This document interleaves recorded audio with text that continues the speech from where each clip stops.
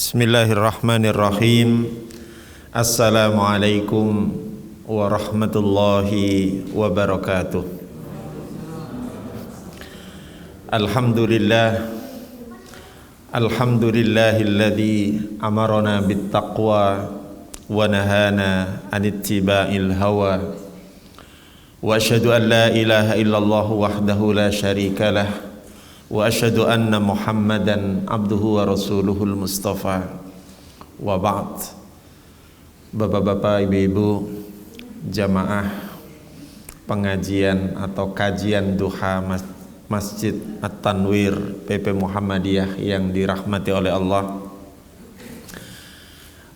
Dalam kesempatan yang berbahagia ini, mari kita bersama-sama memanjatkan puja dan puji syukur kita kehadirat Allah Subhanahu wa ta'ala atas segala anugerah, rahmat, nikmat dan hidayahnya, sehingga pada kesempatan pagi hari ini alhamdulillah kita bisa hadir di masjid kita ini untuk bersama-sama belajar, bersama-sama mendalami ajaran agama kita, terutama berkaitan dengan puasa Ramadan. Tidak lama lagi, setengah bulan lagi insya Allah kita berada di bulan suci Ramadan. PP Muhammadiyah sudah menerbitkan maklumat bahwa puasa tahun ini jatuh pada hari Senin tanggal 11 Maret 2024. Tema kajian kita pada pagi hari ini adalah Tarhib Ramadan, menyambut bulan suci Ramadan. Bapak Ibu sekalian yang dirahmati oleh Allah, tadi sudah saya sampaikan bahwa menurut maklumat yang diterbitkan oleh PP Muhammadiyah, Ramadan tahun 1445 Hijriah insya Allah akan dimulai pada hari Senin 11 Maret. Kemungkinan berbeda barangkali ya dengan pemerintah ya. Kalau pemerintah kemungkinan berdasarkan hasil ru'yat ya, kalau kita hisab hakiki itu kemungkinan Selasa mulainya. Jadi kita berbeda di permulaannya, bukan di akhirnya. Kalau tahun yang lalu kita berbeda di hari rayanya. Ya, kita lebih dulu, pemerintah baru belakangan. Biasanya kalau berbeda pada Idul Fitrinya itu cukup menarik ya. Karena pasti sebagian soimin dan soimat inginnya lebih cepat berlebaran. Kalau ini kurang menguntungkan dalam tanda petik ya. Karena kita mulainya lebih dulu, kemungkinan Idul Fitrinya sama, kemungkinan ya. Tapi sekali lagi, kalau berdasarkan ru'yat, kita belum bisa menentukan sekarang, nunggu hasil sidang isbat. Ramadan merupakan bulan suci dan mulia yang kehadirannya selalu dinantikan oleh umat Islam di seluruh dunia.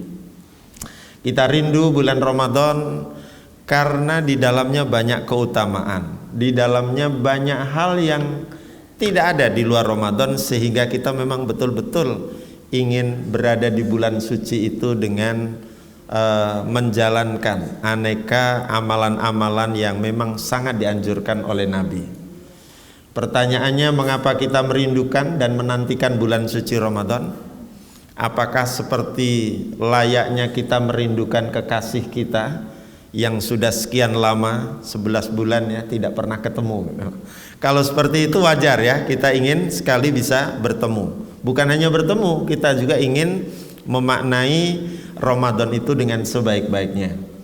Pertanyaan selanjutnya adalah, bagaimana sebaiknya kita berbenah dan membekali diri dalam menyambut dan memaknai ibadah Ramadan. Ini yang terpenting. Yang kedua, persiapan itu penting. Sebagaimana kalau kita mau melakukan laga, pertandingan, biasanya latihan sebelum laga itu jauh lebih intens, jauh lebih lama kadang-kadang. Dulu saya pernah membayangkan ketika masih ada pertandingan tinju Mike Tyson dan lawan-lawannya, konon Mike Tyson itu latihannya untuk bisa menang KO, yang pertandingannya sendiri kadang-kadang nggak sampai 10 menit, tapi latihannya saya kira berbulan-bulan gitu ya. Jadi pertandingannya cepat, singkat, tetapi latihannya, persiapannya cukup matang. Nah, sebelum Ramadan ini memang idealnya kita sudah berlatihan, kita sudah melakukan persiapan-persiapan yang memang diperlukan. Bapak Ibu sekalian yang dirahmati oleh Allah, tadi disampaikan bahwa modal utama kita untuk menyambut Ramadan itu adalah iman yang menggerakkan, iman yang senantiasa responsif untuk membuat kita itu tergerak melakukan apa yang disyariatkan oleh Allah dan Rasul-Nya. Biasanya kalau di bulan Ramadan kita sering mendengar hadis ini. Bahkan nih versinya ada 3 ya. Ada yang man soma, ada yang man koma gitu ya. Hadis ini cukup populer dan memang menjadi rujukan utama berkaitan dengan puasa Ramadan. Matannya man soma ramadhana imanan wahtisaban ghufira lahu ma taqaddama min danbih.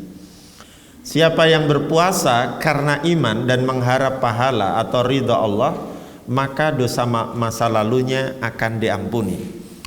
Pertanyaannya, mengapa ada kata ini, imanan ini, wahtisaban? Rasanya ibadah-ibadah yang lain nggak disebut begitu ya. Tapi untuk Ramadan ini Allah melalui Rasulnya sengaja menampilkan ini, man shoma ramadhana imanan. Seakan-akan kita dalam berpuasa itu memang kita harus mengaktualisasikan iman kita. Iman kita ini harus menjadi daya pendorong atau penggerak kita. Sebab kalau tidak itu berat. Kalau kita berpuasa hanya karena semata-mata ngikuti orang lain, itu bisa saja isi puasanya banyak ngeluhnya. Yang lapar lah, yang letih lah, yang capek lah dan sebagainya. Tapi itu akan hilang perasaan-perasaan seperti itu manakala iman yang ada di dalam diri kita itu betul-betul solid, betul-betul kuat. Iman menjadi dasar, iman menjadi penggerak. Dan karena iman itulah maka kita percaya bahwa puasa itu bermaslahat. Puasa Ramadan yang kita kerjakan itu banyak manfaat. Kira-kira begitu. Mengapa wahtisaban?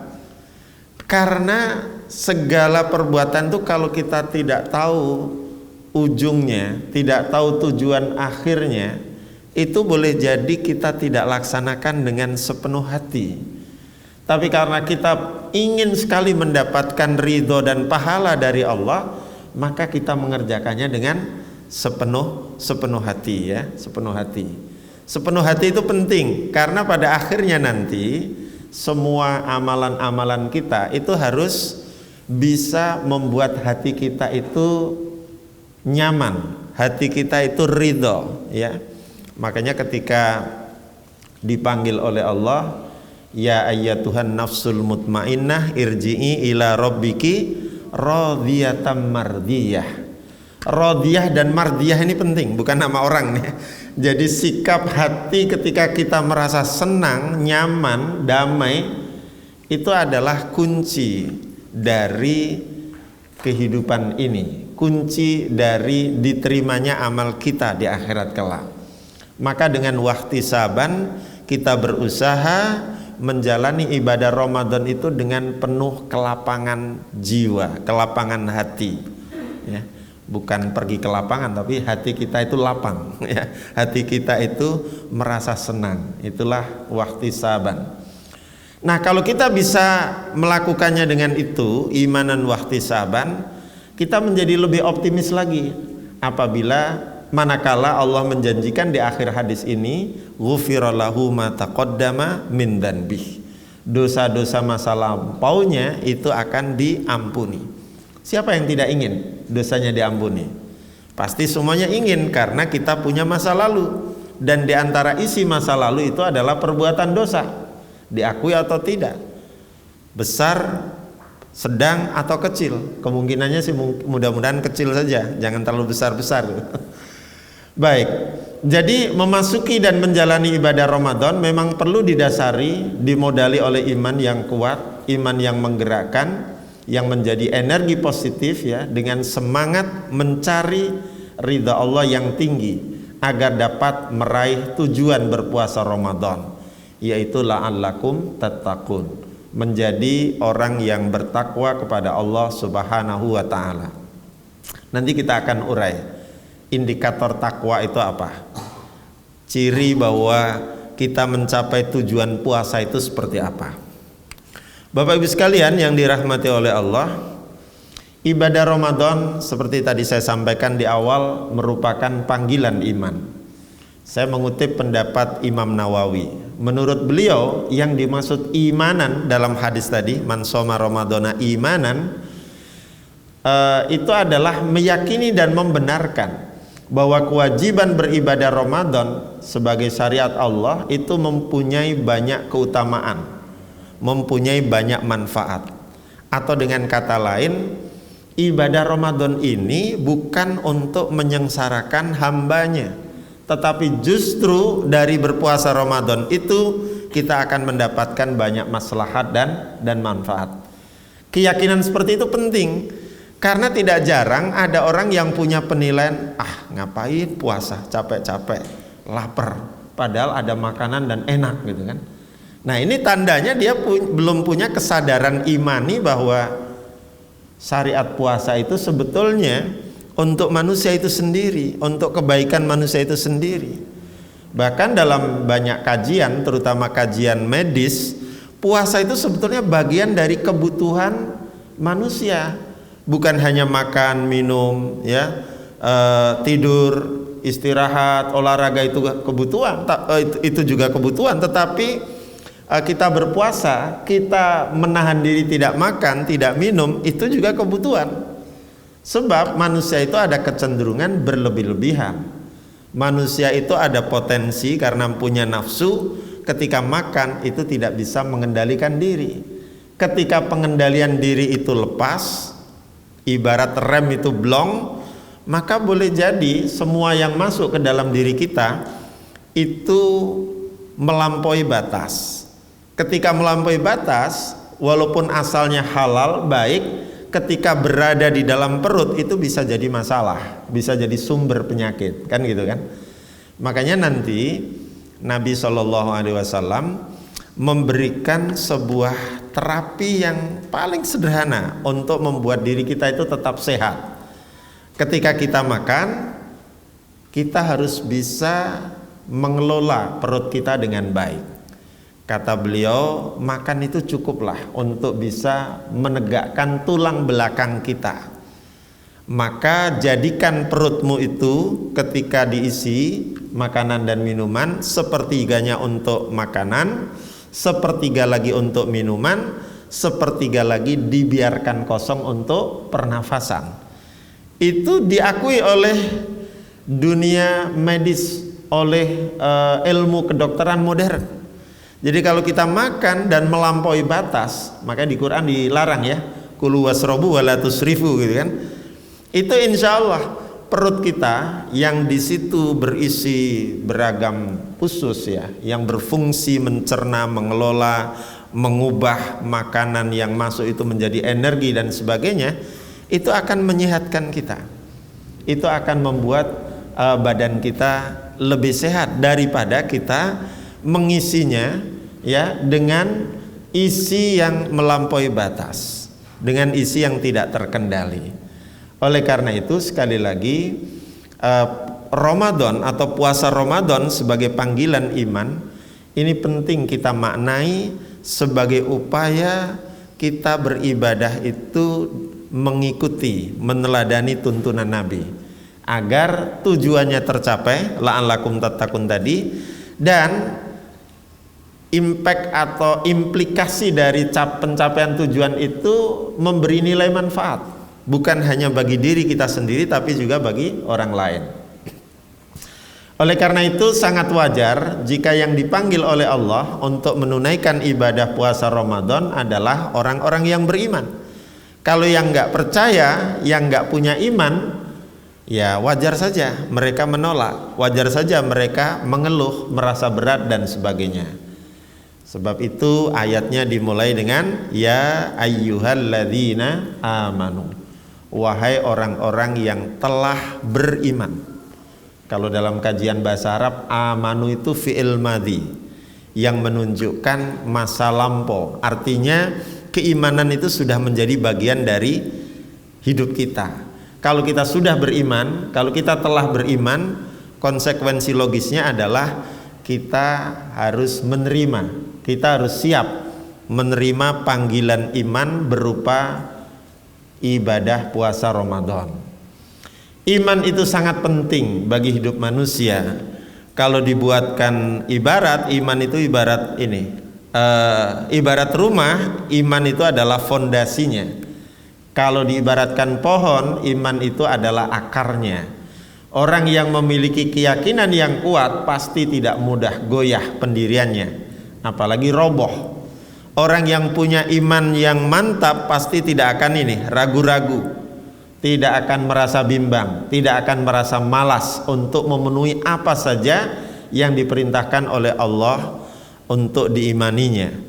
Oleh sebab itu, menjadi mukmin itu potensial untuk menjadi orang yang beruntung. Di surat Al-Mu'minun itu dimulai dengan, di awal surat Al-Mu'minun, qad aflahal mu'minun, sungguh beruntung orang-orang yang beriman.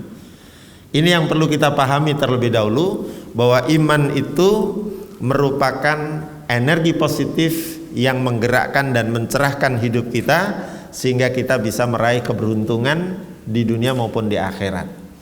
Selanjutnya, Bapak Ibu sekalian yang dirahmati oleh Allah, iman juga menjadi modal spiritual yang sangat berharga, karena memberi energi positif bagi setiap gerak langkah kita. Kita berpuasa itu karena kita yakin bahwa puasa itu baik dan bermanfaat bagi hidup manusia. Saya pernah menulis di Opini Republika 2 tahun apa 3 tahun yang lalu, judulnya Ramadan Hebat. Dan memang betul, setelah saya kaji dan saya cari sumber-sumbernya, terutama dari sudut pandang sains dan kedokteran, tidak ada dunia medis yang mengatakan puasa tidak baik. Bahkan untuk melakukan sebuah tindakan tertentu, biasanya pasien itu dianjurkan untuk berpuasa sekian lama, ya kan? Misalnya mau operasi entah minor, operasi sedang, atau operasi itu cukup besar gitu, biasanya harus puasa dulu, harus puasa. Karena iman itu karena iman kita itu dapat merasakan nikmatnya beribadah.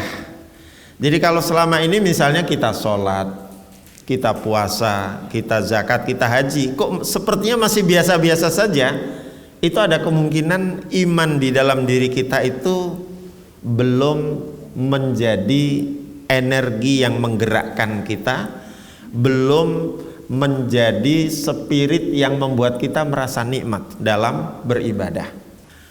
Baik, Bapak Ibu sekalian yang dirahmati oleh Allah, apa tujuan dan indikator bertakwa itu? Yang pertama, kita tahu bahwa tujuan akhir dari Ramadan itu adalah la'allakum tattaqun. Tapi menarik digarisbawahi bahwa ayat itu disertakan kata la'alla, yang berarti tujuan itu disertai dengan harapan. Boleh jadi kita berpuasa tetapi tidak mencapai tujuan. Boleh jadi kita berpuasa tapi harapan untuk menjadi bertakwa itu hanya tercapai sekian persen. Pengennya 100 tapi hanya yang tercapai separuhnya.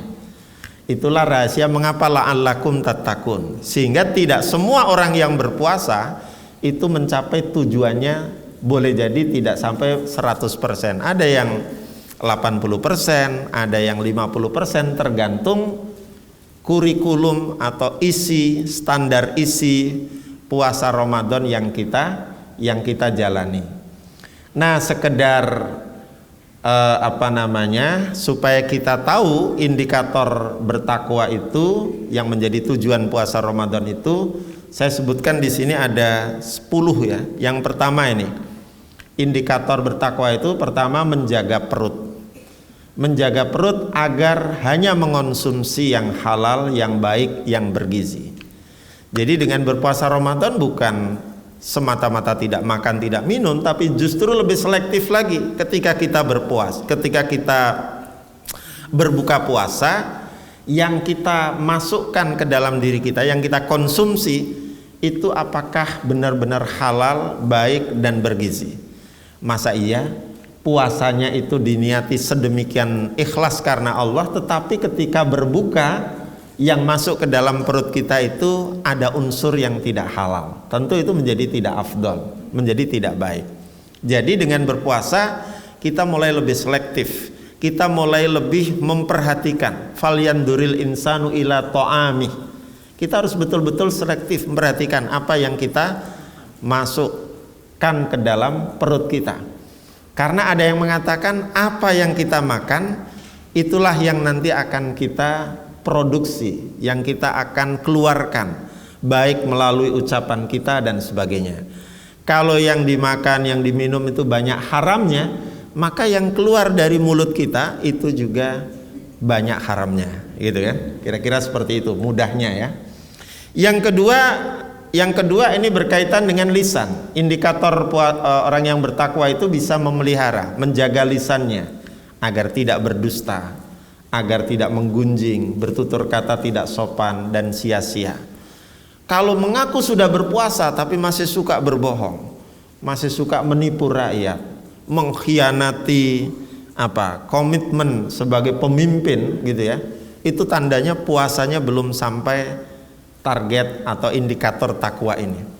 Ya, oleh karena itu takwa ini nanti menjadi barometer apakah seseorang itu betul-betul bisa menampilkan kepribadiannya yang otentik, betul-betul menunjukkan kesolehan yang otentik, bukan kesolehan yang dicitrakan.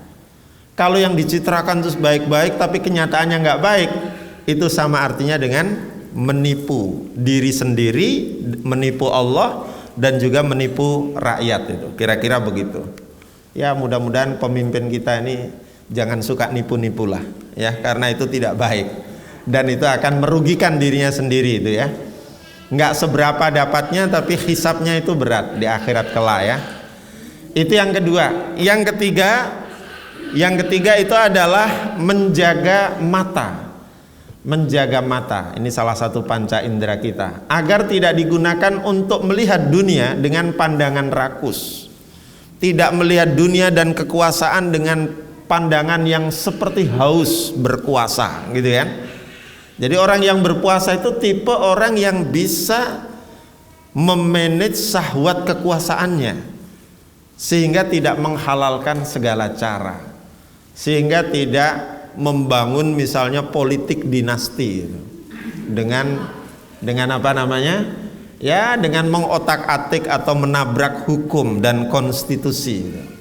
Nah, gitu ya. Mestinya begitu ya. Ya mudah-mudahan ini didengar ya, supaya ya siapa tahu kan orang itu diberikan oleh Allah kesadaran untuk bertaubat itu kan kadang-kadang tidak disangka-sangka jalannya kan. Hari ini mungkin boleh begini, tapi setelah sadar, setelah paham, oh iya dia mengalami titik balik dan bertobat kepada Allah. Ya kita doakanlah. Yang keempat, menjaga tangan ya. Menjaga tangan agar tidak melakukan yang haram, tidak cawe-cawe untuk kepentingan yang sebetulnya bukan kepentingannya sebagai negarawan gitu misalnya ya, tetapi senantiasa mendekatkan diri kepadanya ya. Ibu-ibu mungkin sudah merasakan ya, beras susah, harganya mahal gitu ya. Rupanya karena diborong untuk dibagi-bagi tempo hari, sudah banyak, stoknya udah habis gitu. Makanya saya kemarin disuruh istri beli itu kaget harganya. Yang biasanya 10 kilo itu hanya sekitar ya 100 lebih dikit. Ini sekarang lebihnya udah banyak. Ada yang 190, itu 10 kilo itu. Ada yang 175 ribu ya. Jadi luar biasa. Ya mudah-mudahan tetap ada solusi dan tetap kita bisa menikmati hidup ini meskipun serba mahal ya. Ya itu salah kita juga. Kenapa dulu pilih dia? Oh nggak pilih ya? Nah ini ya biar dirasakan oleh pendukungnya ya. Baik, yang kelima, menjaga kedua kaki untuk tidak melangkah menuju kemaksiatan, tetapi senantiasa memacu langkah menuju cinta Allah Subhanahu wa ta'ala. Ramadan itu bulan yang membuat kita itu terasa ringan, untuk memperbanyak amal ibadah, untuk sering berjamaah, untuk sering bertadarus. Kemudian yang keenam, yaitu menjaga dan menutrisi hati dengan tazkiyatun nafas, pengosongan hati dari sifat tercela menuju penghiasan dan aktualisasi diri dengan sifat-sifat terpuji. Mengapa? Karena orang berpuasa Ramadan itu pada dasarnya dia sedang meneladani salah satu sifat Allah. Allah itu kan tidak makan, tidak minum, tidak tidur gitu ya. Walaupun kita tetap tidur ya. Dan dengan begitu insya Allah kita berusaha untuk menyucikan diri kita dengan banyak beristighfar, banyak bertaubat.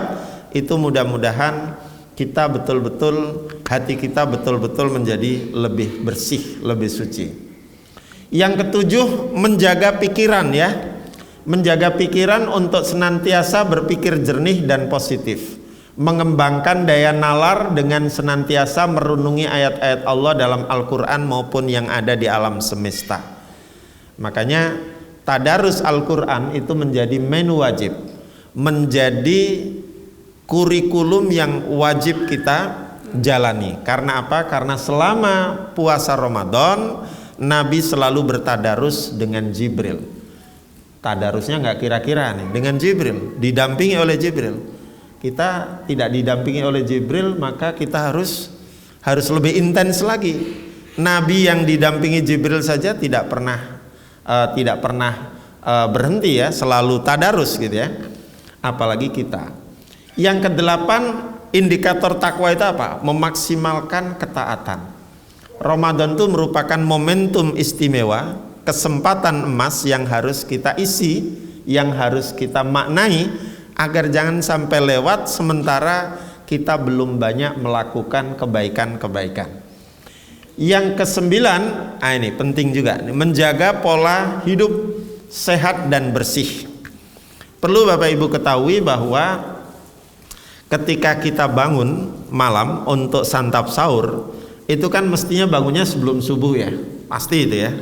Minimal bangunnya jam 4 gitu ya, kalau subuhnya itu 4:30 gitu, supaya ada persiapan untuk bisa santap sahur. Nah perlu diketahui, ini hasil riset, ternyata waktu sahur itu merupakan waktu yang sangat baik. Untuk apa? Untuk menghirup udara segar dan juga untuk beristighfar kepada Allah Subhanahu wa Ta'ala. Makanya orang yang sahur itu mestinya orang yang mendapatkan asupan oksigen paling murni dan paling bersih. Usahakan pada waktu sahur itu ya kita pintu-pintu kita buka lah, supaya ada pergantian udara yang masuk dan menyegarkan kita gitu ya. Makanya Nabi bilang tasahharu fa inna fis sahuri barokah. Santap sahurlah, karena dalam santap sahur itu terdapat berkah. Bukan hanya keberkahan dari makanan yang kita konsumsi, tetapi suasana ya, udara, oksigen itu juga membuat hidup kita menjadi lebih sehat insya Allah. Kemudian yang ke-10 yaitu meningkatkan ukhuwah dan solidaritas sosial.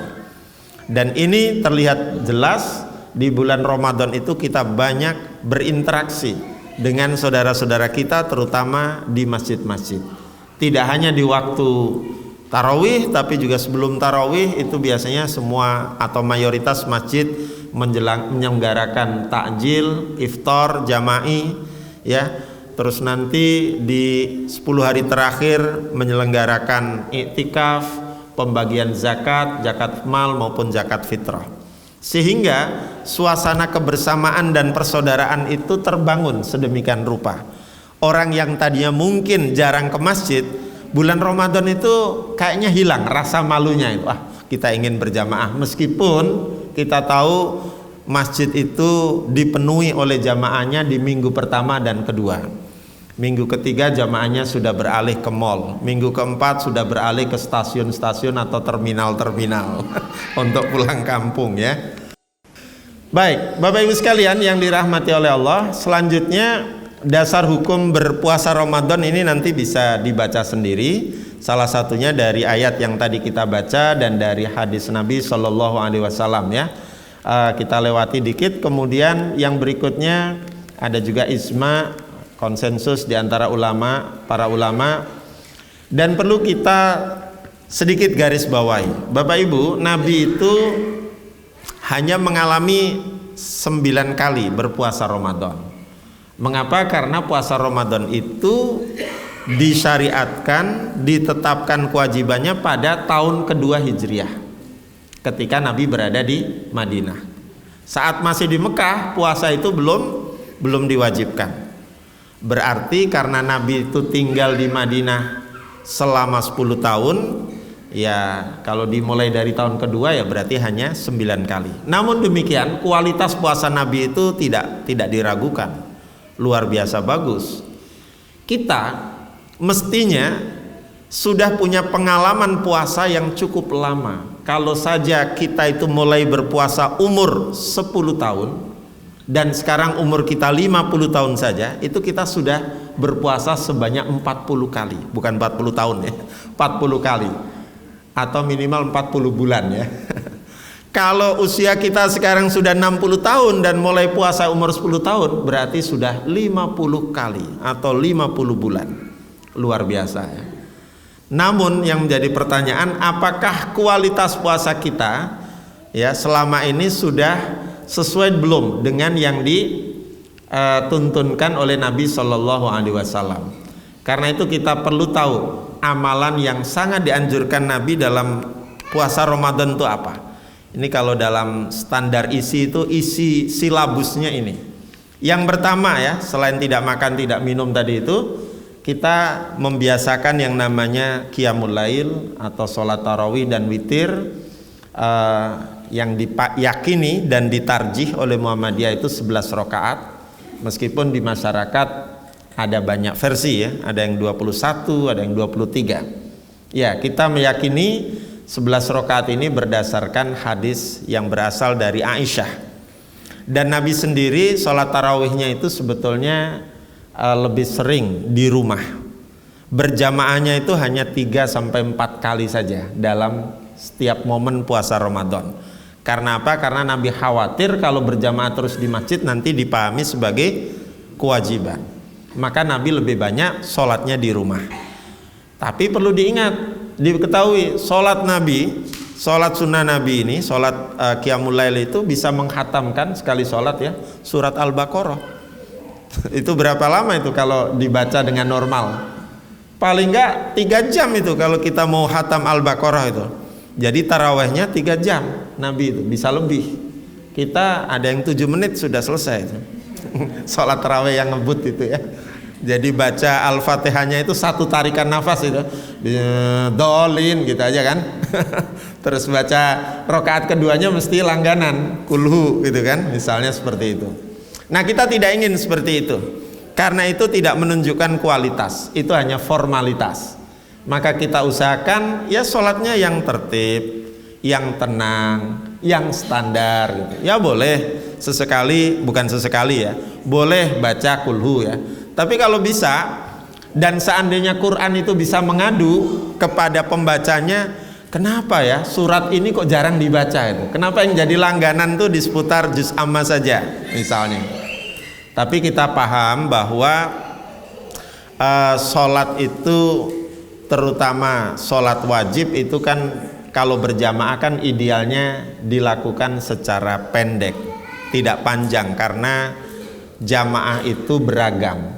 Ada yang sudah tua, ada yang kesehatan berdirinya tidak sanggup dan seterusnya. Makanya sholat sunnah itu anjurannya sebetulnya sholat yang dilakukan personal, karena bisa mengukur dengan kemampuan dirinya, mau panjang silakan, mau pendek silakan gitu kan. Tapi ada sebagian ulama yang berpendapat ini kan momennya setahun sekali di bulan Ramadan ya, kita lakukan dengan berjamaah itu spiritnya adalah kita mendapatkan pahala berjamaahnya. Ya terserah dipilih yang mana, yang jelas jangan sampai punya anggapan sholat tarawih itu wajib, dan jangan sampai kita juga meskipun beranggapan sholat tarawih itu hukumnya sunnah muakkadah, kita tidak melaksanakannya. Tetap melaksanakan meskipun sesekali sendiri dan lain waktu berjamaah di masjid. Formasinya itu bisa 2 kali 4 plus 3, artinya 2 rakaat 4 kali salam, atau bisa juga 4 rakaat 2 kali salam plus 3 rakaat sekaligus. Tidak dicicil 2 dulu kemudian baru 1 ya. Karena konsep dari sholat witir itu satu kesatuan gitu ya. Witir itu kan artinya ganjil. Kalau 2 dulu itu kan berarti genap itu. Berarti nggak witir itu. Jadi kalau bisa ya 3 langsung ya. Nabi juga pernah sholat witirnya itu langsung 7 atau ada yang 9 dalam sebuah riwayat. Tapi yang umum dan yang dianggap moderat itu adalah yang 3 rakaat sekali salam. Yang kedua, isi kurikulum Ramadan itu adalah tadarus dan tadabbur Al-Quran. Lebih afdal bisa sampai khatam, dipahami dengan baik maknanya. Jadi kalau kita ingin puasa kita ini berkemajuan, kita evaluasi dulu di masa yang lampau, di puasa-puasa sebelumnya kita itu baca Qur'annya sampai mana. Bila perlu, kalau tahun yang lalu itu sudah khatam, tahun ini khatam plus terjemahannya. Jadi pada waktu membaca itu ya sambil melihat terjemahannya. Di aplikasi HP itu sudah banyak. Kalau mau plus lagi, dulu sudah dengan terjemahannya, tahun ini plus tafsirnya. Nah, kan dengan begitu puasa kita semakin berkemajuan. Tadarus kita menjadi tadarus yang berkemajuan. Bukan sekedar membaca verbal, bukan sekedar tilawah, tetapi juga qiraah dan tadabbur. Ini ada 3 level ya. Kalau tilawah itu hanya membaca verbal, tilawah. Qiraah itu membaca plus, ya plus dengan tartilnya, dengan tahsinnya, tajwidnya dan artinya. Makanya perintah yang netral di dalam Quran yang menengahi antara tilawah dengan tadabbur itu adalah iqra. Jadi iqra bismi rabbikal ladzi khalaq, bukan utlu atau bukan tadabbaru gitu ya. Namun kalau mau lebih bagus lagi dari qiraah itu menuju apa? Menuju tadabbur. Makanya Quran sering mengkritisi, afala yatadabbarunal Quran. Mengapakah kalian tidak mentadaburi Al-Quran? Mohon maaf, tadabur itu salah satu turunan katanya kita pakai ya, kata dubur, tapi jangan diartikan negatif. Dubur itu yang di belakang atau di balik. Bertadabur itu artinya berusaha memahami maksud, pesan dan hikmah di balik ayat itu. Jadi kalau hanya memahami artinya saja belum tentu mentadaburinya. Mentadaburi itu melibatkan, kalau dalam istilah sekarang itu antar dan multidisiplin. Jadi bacanya itu dari multi perspektif, dari berbagai sudut pandang. Makanya dengan membaca banyak tafsir, insya Allah kita nanti akan punya simpul-simpul makna dari yang ada di dalam Quran. Oke, itu yang kedua. Yang ketiga adalah i'tikaf, terutama pada 10 hari terakhir di malam-malam ganjil. Karena apa? Karena i'tikaf ini tidak pernah ditinggalkan oleh Nabi. Selama 9 kali beliau berpuasa, beliau selalu i'tikaf di 10 hari terakhir.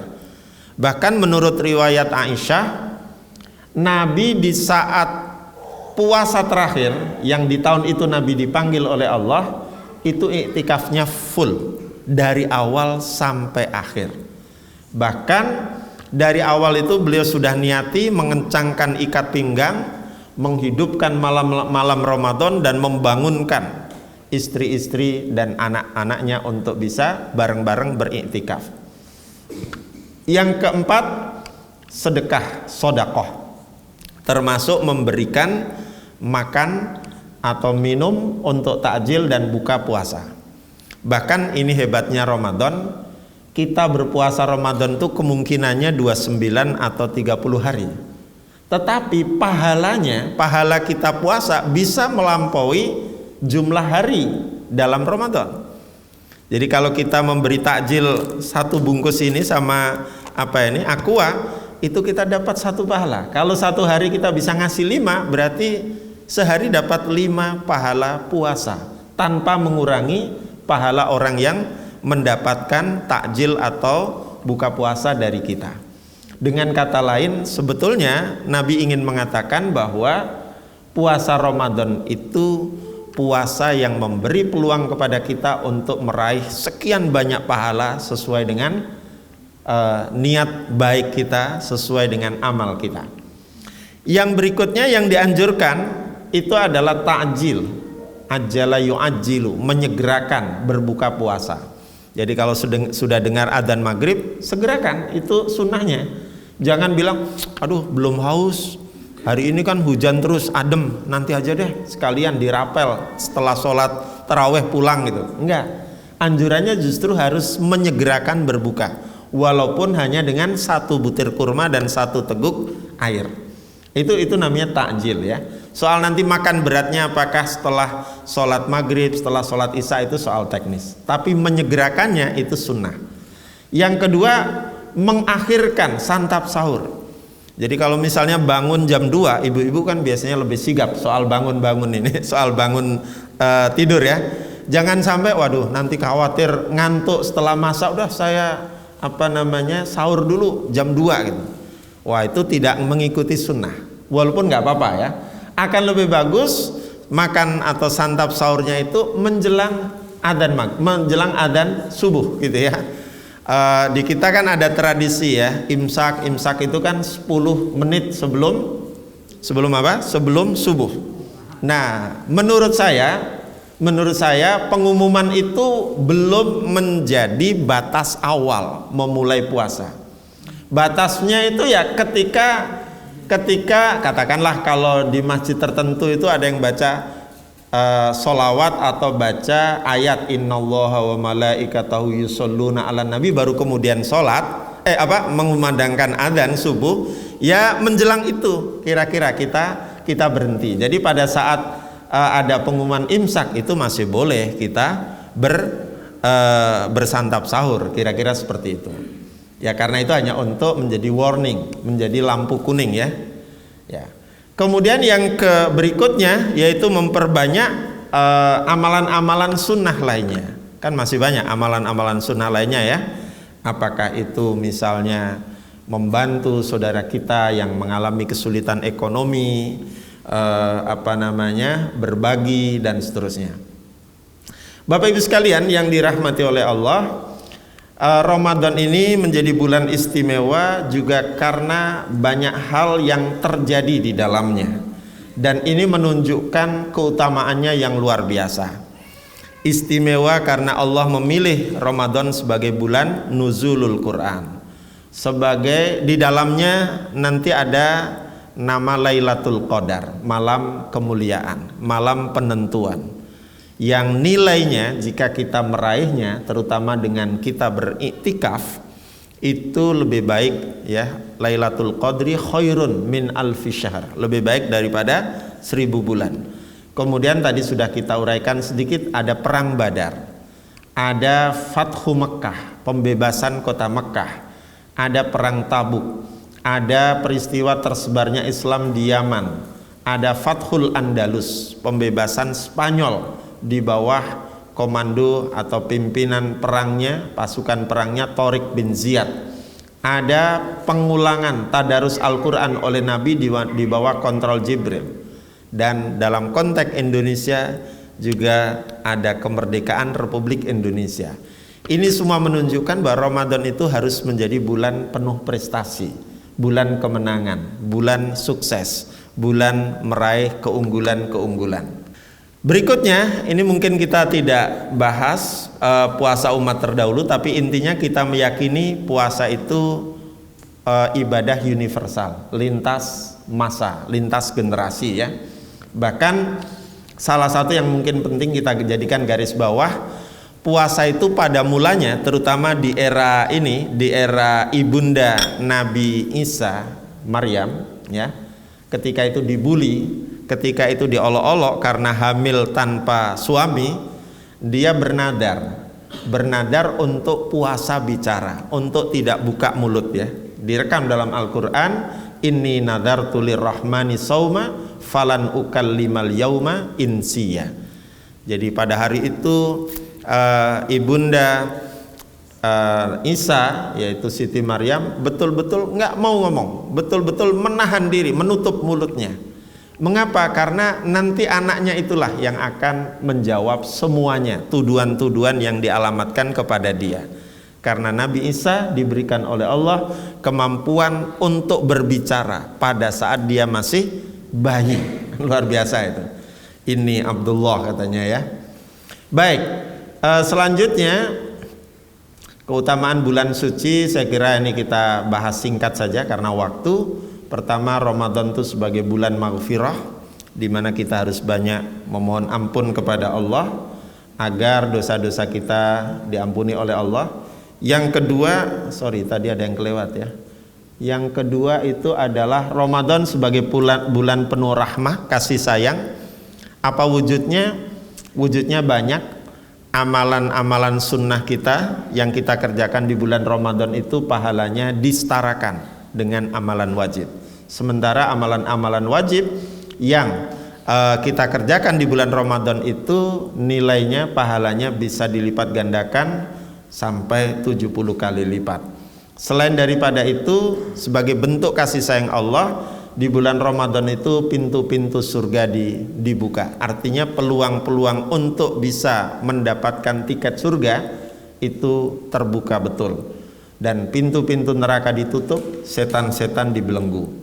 Setan-setan dibelenggu itu ada yang mengartikan setannya dipensiunkan, tidak menggoda manusia. Itu makna letterleknya. Tapi kenyataannya di bulan Ramadan setan masih beroperasi kan, tidak pensiun kan, masih tetap menggoda kita, bahkan jangan-jangan masih banyak gitu ya. Paling enggak maknanya adalah bahwa peluang dan keinginan untuk berbuat tidak baik itu lebih sedikit atau lebih bisa diatasi karena kita merasa kekuatan kita dalam menghadapi godaan setan itu lebih besar, sehingga mustahil lah mestinya bulan Ramadan itu justru menjadi bulan orang banyak melakukan korupsi misalnya, mestinya begitu. Walaupun dalam kenyataannya kadang-kadang yang namanya korupsi atau apa itu ya tidak mengenal Ramadan atau tidak Ramadan. Yang ketiga, Ramadan itu bisa dijadikan sebagai momentum utama untuk membangun jiwa yang tangguh, sebagaimana para pejuang, para mujahid yang bisa memenangi peperangan seperti tadi, perang Badar, Fathu Mekah dan seterusnya. Yang keempat, puasa bisa menjadi sarana untuk belajar mengendalikan diri. Karena apa? Karena pengendalian diri itu perlu proses, tidak bisa instan. Makanya puasa anak-anak itu pasti berbeda dengan puasa orang dewasa. Puasanya anak-anak, pengendalian dirinya itu masih rendah. Lapar sedikit merengek gitu kan. Bahkan kadang-kadang minta diizini untuk makan atau minum. Bagi anak yang agak nakal biasanya diam-diam dia minum di tempat yang sepi atau yang tidak dilihat oleh yang lain. Mungkin kita pernah mengalami dulu ya. Yang kelima, puasa melatih jujur dan menjaga amanah. Karena apa? Karena yang tahu kita berpuasa atau tidak itu hanya diri kita dan Allah Subhanahu wa taala. Jadi kalau kita sudah berpuasa mestinya sudah memiliki akhlak mulia seperti jujur, amanah, tidak gampang khianat, tidak menyalahi tidak mengingkari janji, tidak merugikan orang lain dan seterusnya. Itulah buah dari ibadah Ramadan. Berikutnya, orang yang berpuasa harus menahan diri dari hal-hal yang dilarang oleh Allah, dan itu banyak sekali, terutama yang berkaitan dengan lisan kita. Yang ketujuh, merasakan penderitaan fakir miskin. Ini menjadi penting karena kita itu biasanya merasa iba, merasa empati ketika melihat saudara kita itu jauh di bawah kita standar hidupnya. Nah, dengan bulan Ramadan kita bisa menumbuhkan rasa peduli dan empati kepada saudara-saudara kita yang lain. Makanya Nabi atau Allah menyuruh kita untuk mengeluarkan zakatul fitr. Yang kedelapan, puasa melatih berpikir dewasa dan jernih. Di saat perut kosong, di saat perut kita itu tidak banyak, biasanya kita bisa berpikir lebih jernih. Manakala perut kita itu penuh, biasanya gampang ngantuk, gampang tidur gitu ya, biasanya begitu. Kemudian yang berikutnya, yang 8, puasa mendidik kita untuk memiliki kecerdasan spiritual, karena kita dilatih bangun lebih awal. Dilatih tidak hanya makan sahur, santap sahur, tapi di saat itu merupakan momentum yang paling baik untuk beristighfar dan berdoa kepada Allah. Dan salah satu doa yang mustajab di bulan Ramadan itu adalah wabil ashari hum yastaghfirun. Di waktu sahur itulah orang-orang yang bertakwa itu banyak beristighfar. Di samping tentu saja waktu mustajab lainnya adalah menjelang buka puasa. Bapak Ibu sekalian yang dirahmati oleh Allah, dalam berbenah diri menyambut datangnya bulan suci ini kita perlu meneladani puasa Nabi. Bagaimana caranya? Yang pertama, agar ibadah puasa yang kita laksanakan selama Ramadan diterima oleh Allah, hendaknya ibadah puasa kita memenuhi syarat dan rukun, syarat-syarat sah dan rukun puasa. Dan yang utama, kita mulai dengan niat yang benar-benar tulus, ikhlas karena Allah. Apakah niatnya dilafalkan atau tidak ya? Kalau di masyarakat pada umumnya itu dibimbing tuh, setelah tarawih itu disuruh baca nawaitu sauma godin an adai fardi syahri ramadana hadhihi sanata lillahi ta'ala. Kalau kita cukuplah, karena niat itu perbuatan hati ya, hati kita yang sudah tertuju, terfokus pada pelaksanaan puasa. Yang kedua, ini diriwayatkan dari Abu Hurairah, Rasulullah telah bersabda, setiap amal anak Bani Adam itu untuknya kecuali puasa. Ia adalah fa innahu li wa ana azibihi. Puasa itu untukku dan ada pahala bagi yang berpuasa itu sesuai dengan kasih sayang Allah kepadanya. Sesungguhnya puasa itu adalah benteng pertahanan diri, junnah, perisai. Jadi orang yang berpuasa itu orang yang memiliki pertahanan diri, pertahanan moral yang kokoh, tidak mudah tergoda, tidak mudah tidak jujur atau bohong, tidak mudah dusta, tidak mudah khianat dan sebagainya. Mestinya seperti itu. Berarti dalam berpuasa Ramadan kita harus niati agar benteng pertahanan diri kita itu menjadi lebih kokoh supaya bisa membuahkan akhlak yang mulia. Yang ketiga, jauhi yang membatalkan puasa baik secara fisik maupun non fisik. Kalau yang fisik kelihatan ya, makanan, minuman ya, rokok gitu ya. Yang non fisik ini yang kadang-kadang tidak disadari, seperti kita mula-mula ngobrol biasa tapi lama-lama berkembang ke yang lain, membicarakan yang tidak perlu dibicarakan. Yang keempat, biasakan memperbanyak amalan sunnah seperti sholat rawatib, tarawih, duha, sedekah, iktikaf, istighfar, zikir, tadarus Al-Quran. Ini berdasarkan tradisi Nabi. Yang kelima, memaksimalkan pendisiplinan, pengendalian diri, pola makan, pola tidur, pola kerja, pola belajar dan lain-lain itu sudah mulai dipersiapkan dari sekarang. Yang keenam, mari kita jadikan momentum Ramadan sebagai pendidikan istiqomah dan ketaatan yang dapat membuahkan mental spiritual yang baik. Dan yang paling penting lagi adalah bagaimana kita bisa menjadikan puasa kita itu puasa yang transformatif, puasa yang menghasilkan perubahan, bukan puasa yang sekedar menggugurkan kewajiban. Puasa yang transformatif dan bermakna itu esensinya adalah puasa yang bisa menjadikan kehidupan kita menjadi lebih baik, lebih bahagia, lebih sejahtera, gitu ya, kira-kira seperti itu. Dan yang terakhir, puasa memang didesain oleh Allah sebagai lab school, ya, laboratorium ya, untuk spiritualitas kita. Dengan cara apa? Pertama, membentuk jiwa mutmainnah, jiwa yang tenang dan damai. Ya, kalau kita mungkin hari-hari ini banyak resah karena beras mahal, ya mudah-mudahan dengan berpuasa dan makannya dikurangi dari 3 menjadi 2, itu menenangkan jiwa kita ya. Pokoknya pemenuhan kewajiban fisiknya berkurang ya. Yang kedua, mendisiplinkan diri dalam beribadah, bekerja, beramal dan berkarya. Ya, apalagi kita sudah mulai tahu jadwal imsakiyahnya, berarti kita harus lebih disiplin. Yang ketiga, merasakan kehadiran Allah dalam hidup ini. Oh, memang Allah itu maha hadir. Oh, Allah itu memberi kesempatan kita hidup antara lain untuk memberi manfaat bagi yang lain. Di bulan Ramadan dengan kita memperbanyak amal-amal sosial, niscaya kehadiran Allah itu menjadi semakin nampak dalam kehidupan nyata. Yang keempat, mengemban amanah Allah, puasa lahir batin ya, dengan penuh kejujuran dan tanggung jawab. Tidak lari dari tanggung jawab, tidak ngeles dan menipu rakyat misalnya ya. Oh, beras mahal itu karena di luar negeri juga mahal. Oh, karena ada El Nino sehingga para petani gagal panen gitu kan. Sama dengan argumen yang dibangun, mengapa pupuk susah dan mahal? Oh, bahan bakunya itu diimpor dari Rusia dan Ukraina, keduanya sedang perang. Nah, yang seperti itu bukan argumentasi, itu bukan alasan yang bisa dibenarkan. Itu hanya ngeles saja. Mestinya pemimpin itu harus bisa memberi solusi. Kalau cuman itu ya siapapun bisa mungkin ngomong seperti itu. Dan mungkin itu karena juga pembisiknya ya hanya punya itu argumen yang bisa diberikan ya. Yang kelima, memperkuat iradah, kemauan dalam segala hal yang baik, yang positif. Ini diantara manfaat ibadah Ramadan ya. Menumbuhkan iradah qawiyah ya. Sebab kalau kita mau puasa itu sudah punya keinginan, nanti malam saya bangun jam 3 misalnya kan. Sudah pasang niat gitu ya. Itu positifnya kita puasa.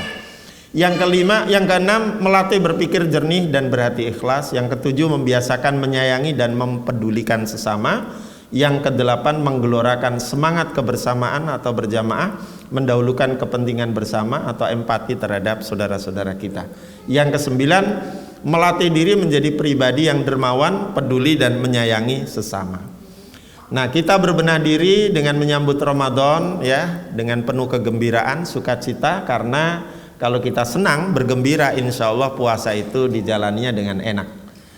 Menyiapkan hati kita, diri kita, hati, mental dan fisik untuk memenuhi puasa Ramadan dengan penuh keikhlasan. Yang ketiga, memahami atau belajar lagi fiqhus siyam, fikih puasa dengan baik, supaya ibadah Ramadan ini betul-betul kita jalani dengan maksimal. Yang berikutnya sudah habis apa? Oh masih. Melakukan evaluasi diri terhadap kinerja Ramadan kita tahun yang lalu. Jadi jangan lupa yang sebelumnya kita evaluasi, apa yang kurang kita lengkapi tahun ini, apa yang masih belum sempurna kita sempurnakan. Yang kelima, melunasi hutang puasa. Ini penting, terutama bagi ibu-ibu yang punya hutang tahun lalu kalau belum dilunasi ya. Termasuk juga bapak-bapak yang punya udzur syar'i, apakah sakit atau sedang berada dalam perjalanan ya.